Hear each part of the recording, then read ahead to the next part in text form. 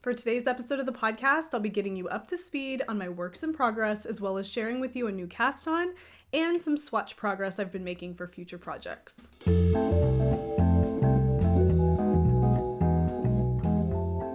Hello, and welcome to the Wool Needles Hands Knitting Podcast. My name is Taylor, and I will be your host. Happy Sunday, everyone. It is really nice to be here with you to chat about the progress I've made on my knitting projects. If you are a new viewer or subscriber to the channel, welcome. And if you are a returning viewer and subscriber, welcome back. It is such a pleasure to have you here to join me and listen to me gab about these things. I hope you are comfortable and cozy, have something cozy to drink, and are ready to get into it. But before we get into any of that, a couple of things I want to mention. If you are a returning viewer or subscriber, you know that I post twice a week on Wednesdays and on Sunday. This week, I will not be posting a midweek ramble on Wednesday, so the next time I see you will be Sunday for the next podcast episode. And the reason for that is I want to take this next coming week to really go through the tip line over at woolneedleshands.com because I have received so many video suggestions from you guys. I have read every single one to date so far, and I'm going through all of your suggestions, taking some notes down, and I want to start mapping out my midweek ramble videos for the next month and a half at least. And so I'm going to take this week to kind of prepare for the upcoming videos using suggestions that you've left me over on the tip line, as well as some ideas I have myself. So there will be no midweek ramble this week, but I will be back on Sunday for the next podcast episode. Okay, the first thing I want to share with you guys is a new cast on. This is going to be a baby blanket for a dear friend of mine. I love baby blankets. I love the idea of baby blankets. I just think they're so cute and cozy, and I needed to get something worked up for her relatively quickly. I tend to be a procrastinator, so I know I could have started this a couple months ago and then been locked and loaded and ready to provide her with a gift for the baby shower, but being the type of person that I am, and especially because a couple of months ago were the holidays, I'm waiting until last minute to get this blanket on the needles. But I chose a blanket that is perfect for something like this because it's really heavy, it's a super bulky weight yarn, and it's knitting up very quickly. This is called the Winter Cuddler Throw by Mama in a Stitch. Her name's Mama in a Stitch on Instagram and Ravelry, but I think her last name, it's Jessica Potaz.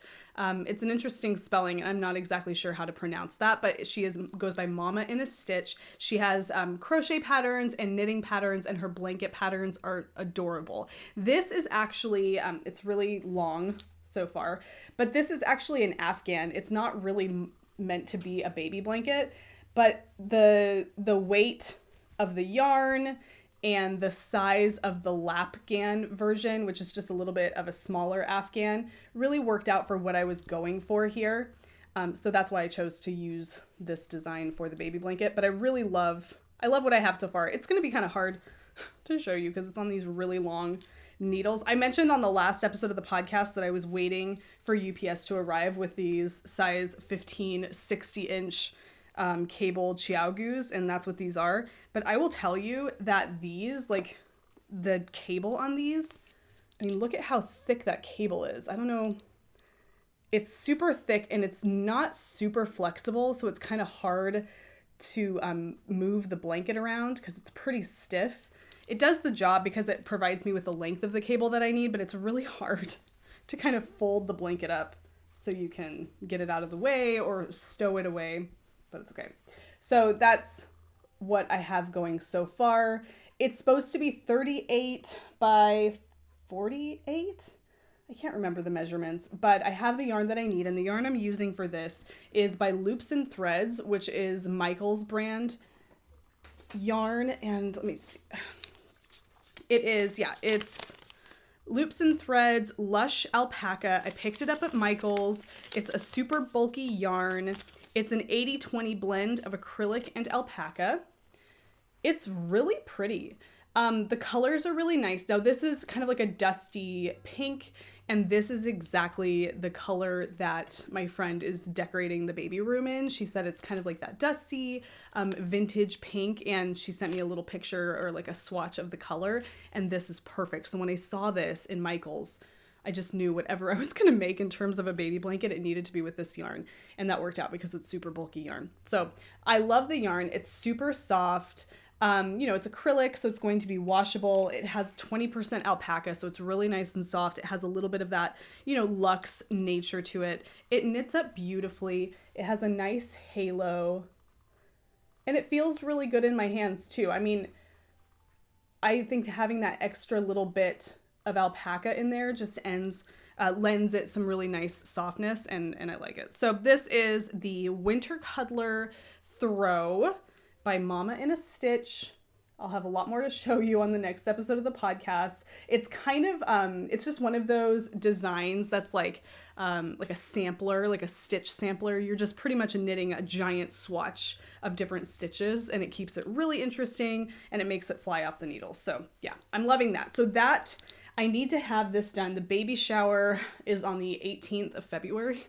So I need to get this done. And I think I will be able to, because the progress that you see here was achieved in a very short amount of time. So I have confidence that I will have this done. Hopefully, when I see you guys on Sunday, this will be almost finished.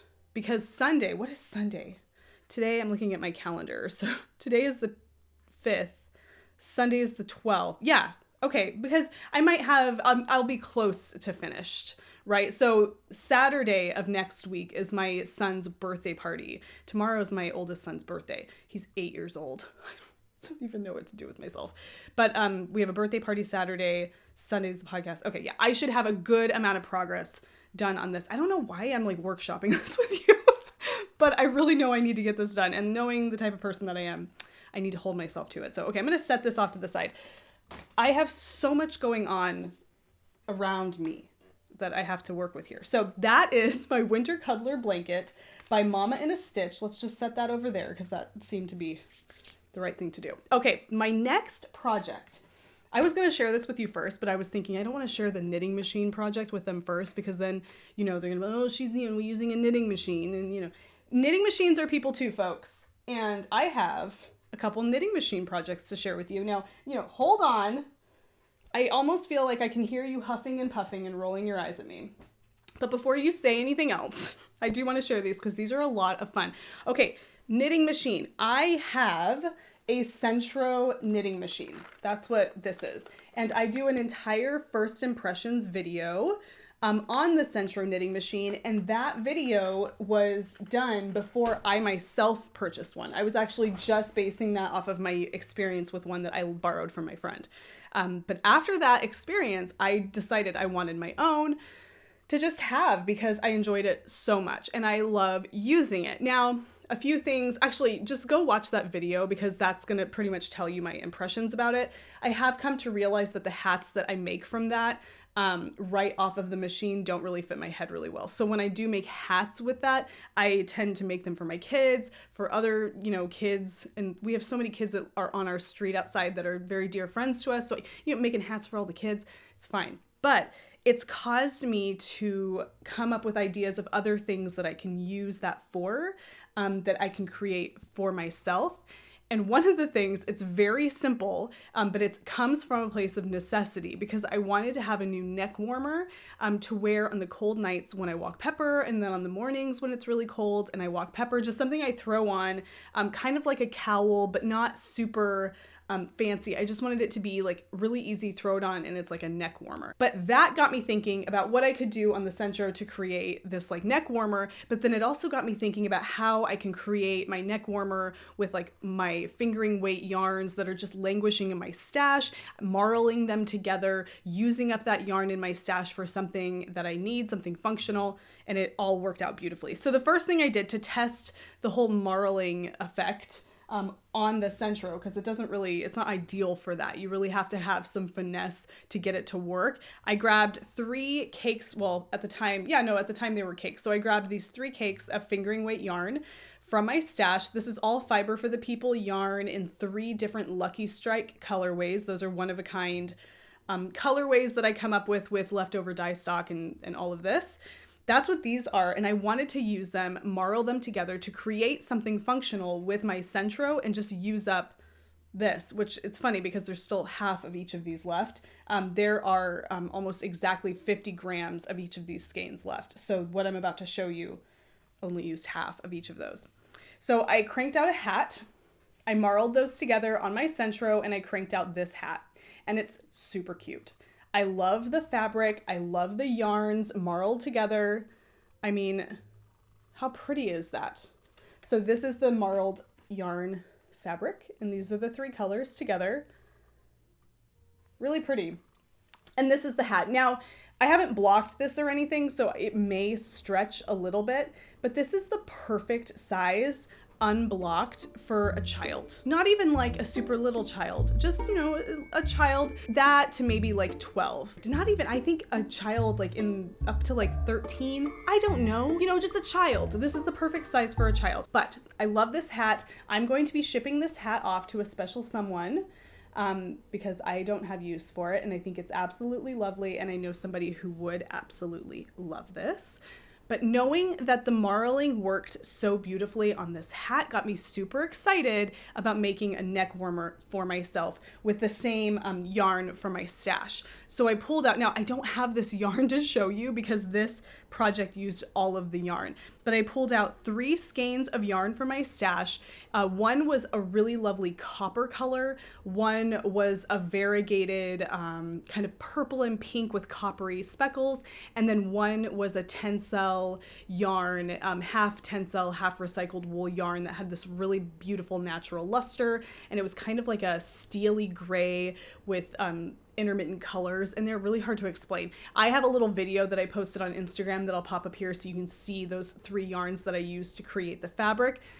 I marled them together on the Sentro and immediately fell in love and was super excited about the fabric it was creating. And I used those to create this neck warmer. So I cranked out a tube that was essentially twice as long as this. And then I inserted my needle, my knitting needle, into the stitches to remove the stitches from the knitting machine. And then I Kitchenered each end closed, and then I seamed the Kitchener ends together. And moving forward with this, I would not do it that way again. And that's because that was just not the proper way to do that. I don't have a lot of experience seaming things, and that's because I like to knit seamless things. And I'm about to show you this seam, and it's really ugly, and you might judge me harshly. So just, you know, be nice. But look at how like bad that seaming job is. Yeah, I did that, and it's really bad. I don't know why I didn't. So what I should have done is, and I know that, who was it that left me the comment? A regular viewer of mine, Diane Service. Okay, Diane, if you are watching, and I hope that you are, you had made a comment about just Kitchenering that. So you have the 2, like here's a tube. This is ridiculous. I don't even know, like taking the tube. I don't know how to explain this to you, but instead of Kitchenering each end of the tube shut, and then Kitchenering the 2 Kitchenered ends together, Kitchenering the ends of the tubes together to create an infinite tube.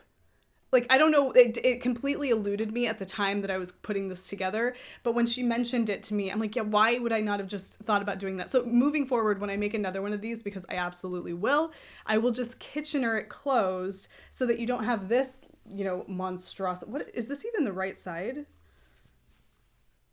Oh yeah, oof. Yeah, so you don't have this like monstrosity of a seam, but you know, it's in the back, so you don't see it. All right.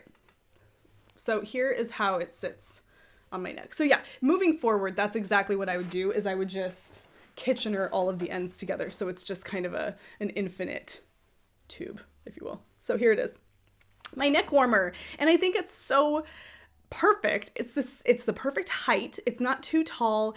It's nice and thick, so it does the job it really needs to do. It's not overly heavy. It's really cool. Yeah, I don't know. I really dig it, and it was so easy, you guys. I mean, I get it. It's hand cranked. I didn't knit this. It doesn't really count. But come on. You're going to argue with that? Yeah, no. How convenient is that? I mean, when you need a neck warmer and you need it fast, that you can't argue with that. You just can't. So I love that. So that is my little Sentro knitting machine neck warmer in a really pretty marled fabric of 3 different fingering weights held together. I used up 3 fingering weight skeins that were not going to get used for socks. I just knew I wasn't going to. And here they are, something functional. I've worn this several times since I made it, Walking Pepper, and I love it. I think it's fantastic, and I know I'm going to make more. When we chatted last time, I shared with you the woes of my Frankensweater. Oh, and you guys, I had a name for the Frankensweater. Somebody suggested a great name for the Frankensweater. I don't know if I'm going to be able to find it. Find the tip line where you can, whoops. But it was such a good name for the Frankensweater. And I'm not gonna, oh my God. It was an Italian ice cream. Just a minute. Italian ice cream, not ice cream, ice cream with chocolate bits. I don't know. Yes, Stracciatella. I'm just Stracciatella. And it's a gelato that has chocolate chips in it. And okay, here's a picture. Stracciatella. So it looks like this. And my Frankensweater, which I'm going to be calling henceforth Stracciatella. I don't know if I can keep calling it that with an accent. I don't think I can do that. Because I'm not going to call it with an American Stracciatella. No, I don't know if I can do it, you guys. What else could I call it besides having to say Stracciatella with an accent every time I refer to this sweater? Gelato? Chocolate chip gelato? No. Okay, it will just continue to be called Frankensweater for now. This is it right here. Now, last time we chatted, and I'm not going to go into great detail because I'm just going to tell you. Last time we chatted, I talked about how it was too, not only too long, which I didn't actually mention that. I mentioned that the hemline just came in too much on my waist. It was too tight around my hips. I didn't like it. I needed to fix it. I lost steam on it. I wanted to set it down until I was ready to pick it back up again and make the fix that I needed. Well, the other day we were sitting down watching TV, and actually, no, my husband was playing a video game and I was watching him play a video game, which is something we often do. And I decided I'm not doing this. I'm not allowing the sweater to get the best of me. I'm going to go get it and I'm going to fix it. And so what I did was I took it, and there was additional length here. I want to say there was about 3 additional inches, and I added a lifeline, and then I took my scissors and I cut off the length. Because there's Surrey that I'm pairing with this, if you've been watching the podcast, you know the composition of the sweater, but you can see that floofy Surrey. That is an absolute nightmare to rip back because it gets snagged, it gets caught, it's no fun. And so I knew I just needed to cut the bottom off to save myself a lot of frustration. And that's exactly what I did, is I just took the bottom, I cut it with my scissors after adding a lifeline, ripped out all of that, kind of left over, and then I put my needle back through those active stitches. And I was golden again. I was back to where I needed to be to make the correction. And actually, where I ripped back to turned out to be, when I tried this on again, the ideal length that I needed my sweater to be to start the ribbing. And so all I'm going to say, because I don't want to talk too much about this right now, because I'm still in the process of fixing it, and I feel like this has been on the needles for far too long at this point. In my opinion, based on how much I've been going back and forth with this, I'm ready to not have this be a big topic of conversation for the podcast. But I am doing my ribbing right now. It's at that length. It's right where it needs to be. It's kind of a nice drape. And I'm also not going down a needle size for the ribbing because I wanted that ribbing to be beefy, kind of like the ribbing in the collar here because it's a doubled over collar. So instead of narrowing down the ribbing with a smaller needle size, I just kept the needle size I was working with I was doing the body with, and then I'm doing a little bit of a beefy rib, and I will do a tubular bind off to give it a nice rounded look like the collar. So that is the status on my Frankensweater or my Stracciatella sweater. I don't even know. I'm still gonna just call it the Frankensweater for now until I feel like I have the confidence to speak with an Italian accent intermittently, a la Giada De Laurentiis. Okay, we're gonna make this quick. I'm knitting a pair of socks for my dad. I'm still knitting that same pair of socks for my dad. Knitting socks 2 at a time. For me, when I have other things going on and a busy week with work and launching a new line of yarn in my shop, takes a lot of time. And these socks are no exception. So I'm just going to give you a quick look at where we are with my dad's socks. So here we are. These are essentially vanilla socks. The jumping off point for knitting these for my dad was the One sock, which is a collaboration between Kate Atherly and the Fiber Company. And that's kind of where I started this. But other than that, it's just a basic vanilla sock with some shaping going on here to narrow it down at the ankle, a boomerang heel, and now I'm just knitting the foot. And I love working on these. I don't feel necessarily rushed to finish them, other than the fact that they're for my dad and I want him to have these, but I actually kind of like having these. I kind of like having a nice pair of socks on the needles, which makes me think that once these are off the needles, I'm going to cast on another pair of Patons Kroy socks with some yarn that I have over there for either my son or my husband, because that's what this is. This is Patons Kroy Effects in the Turquoise Stripes colorway. I'll have these done when I see you next, but that is a pie crust promise. Easily made, easily broken, especially, like I said, when you got a lot of things going on. So they will get finished eventually, and they're coming along. And when they are finished, they're going to be fantastic socks. I will tell you what. Okay, now this next little item that I wanted to chat about is in regards to the sweater I'm going to be knitting for my husband. So on the last episode of the podcast, I shared with you that I'm going to be knitting my husband the Atlas sweater. Now, I shared with you on the last episode of the podcast the yarns that I am using to knit the Atlas sweater. They're all Green Mountain Spinnery yarns. I actually don't have the skeins with me. Let me grab those. So these are the yarns I'm using to knit that sweater. Green Mountain Spinnery Weekend Wool. This is the Plum colorway. This is the, what is it? Natural Gray. And then Pine Warbler. Okay, so these are the three I had together. Last time we met, I shared with you that I had swatched with those to see how they would look together, and I was excited about the colors themselves, but I was having reservations about the colors together. And this is the swatch with a rough steam block that I shared with you on that episode of the podcast. Now, when I shared this with you, my concern was that I just didn't know how I liked the colors together. There was just something that wasn't working here. And now looking back, it's just a lack of contrast. The gray and the yellow here just don't have enough tonal contrast to really show up.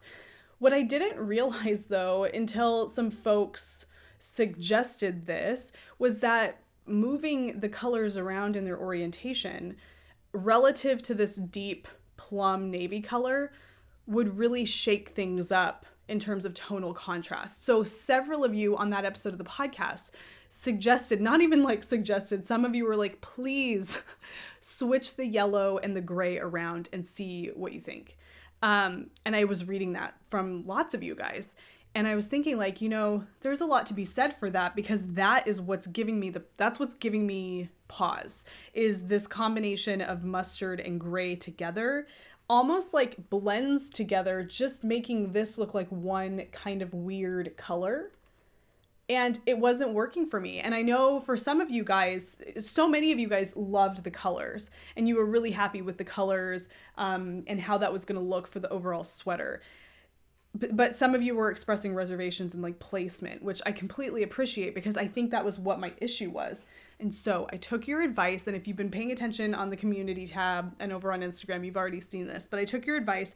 I swapped those colors, and it's bizarre how much better that tonal contrast is and how much better the whole motif looks by doing that. So this is the new swatch, and it's really, really so much better. So here's the first one, and here's the second. Now I know that there are some of you that are like, no, I really love that first one, don't change it. And some of you, I'm hoping most of you are like, yeah, no, this is way better. It's much more crispy. So it's just one of those things. Like, I know some of you actually prefer this because you've mentioned it, and that's fine, because there's really nothing wrong with this.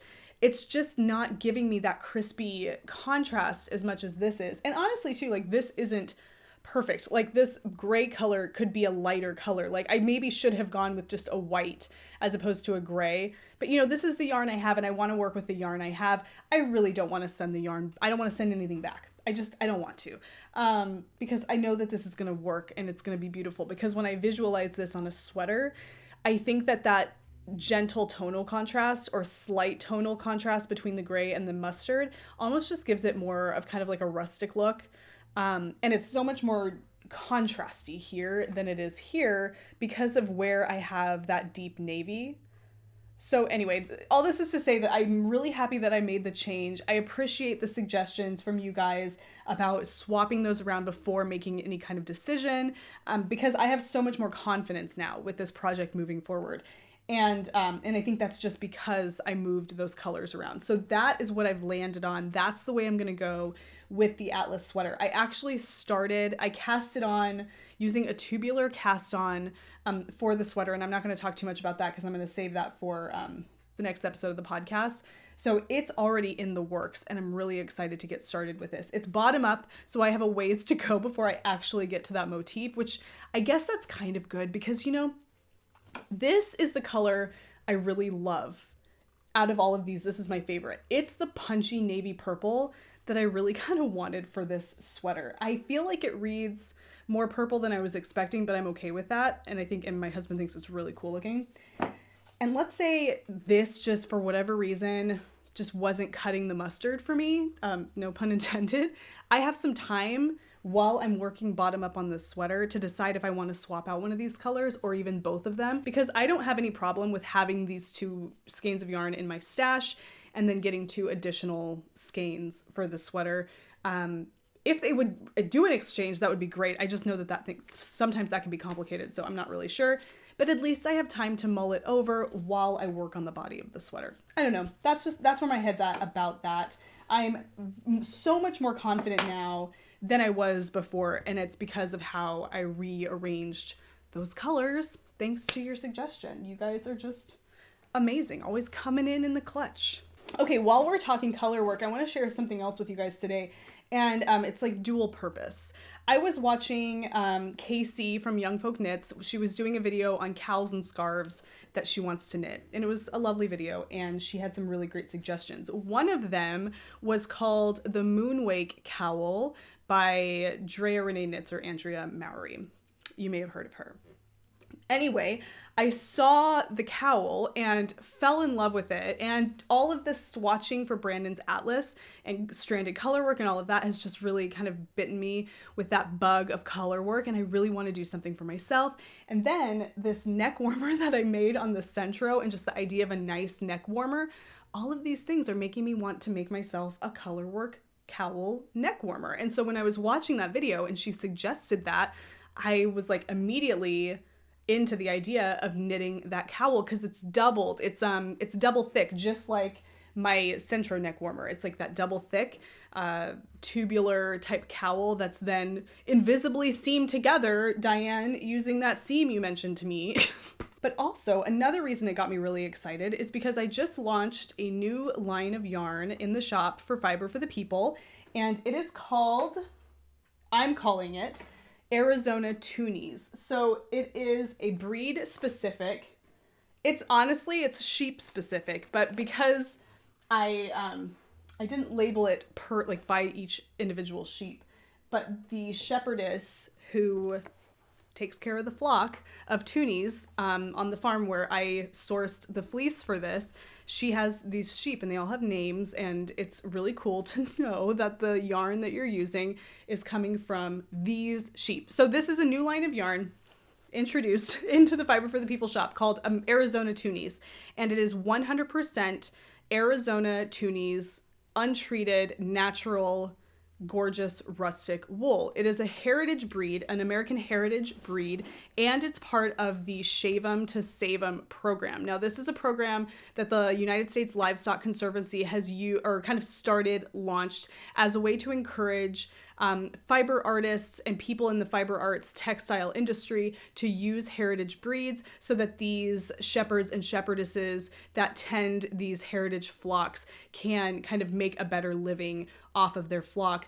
as opposed to kind of being overshadowed and overstepped from more commonly seen breeds like your Merino and sometimes your Rambouillet and all of these more prevalent breeds. So it's just kind of making room for those heritage breeds that are really underrated and beautiful and, I don't know, just kind of lesser known, which makes them very interesting. So anyway, that's what this is. That's what this effort is it's something that I'm doing to try to bring a really interesting, character-rich yarn into my shop, but this is it. So I want to show you, let me set these down.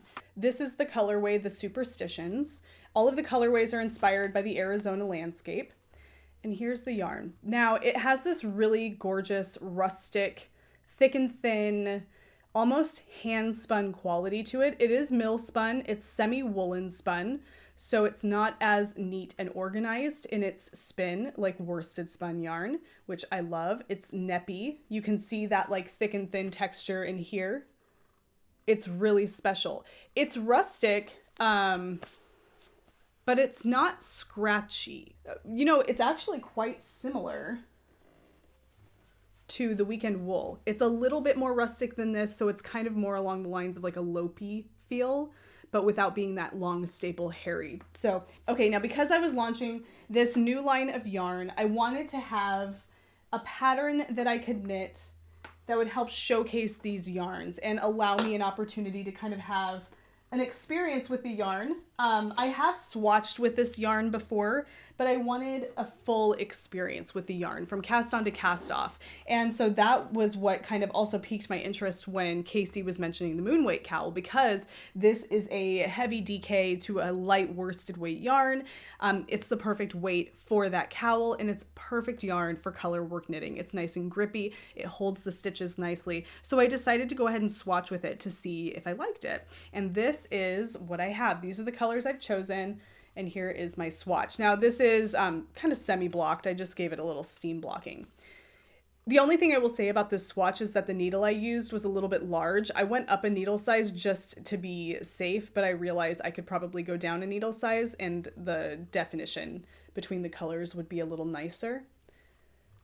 But it's really pretty. So the colors I'm using here are Red Ridge, Undyed Toonies, and Jerome, and Dunes. I'm so excited. This is such a labor of love, and working with this yarn and knowing where it comes from, and it's fun to see it. It's really fun for me to see, you know, tagged and skeined up like this. Each of these skeins were skeined into 100 gram skeins by my husband with our skeiner from Cones. It was just a whole process. Very much our hands were all in this, you know, so it's just that real cool hand process. I don't know. I'm starting to get sappy, so I apologize. Okay, honestly, today was just one of those days where it was so nice to sit here with you guys and ramble about my projects. I needed that a lot, but I'm here. I'm good. I've got my chamomile tea. I had a chance to chat with you fine people, and now I'm gonna go ahead and call it a day, wrap this sucker up, package it up, and send it off to you, and I hope you enjoy it. It is always a pleasure. As always, if you took value from this video or enjoyed yourself, please don't forget to give the video a thumbs up. Definitely subscribe, click that bell icon if you'd like to be notified anytime I upload new content, which is every Wednesday and Sunday, except for this week. It is dark on Wednesday this week, but I will see you on Sunday for the podcast. Happy knitting, happy making, happy whatever it is that you're doing. Take care, be well, and I will see you soon. Bye.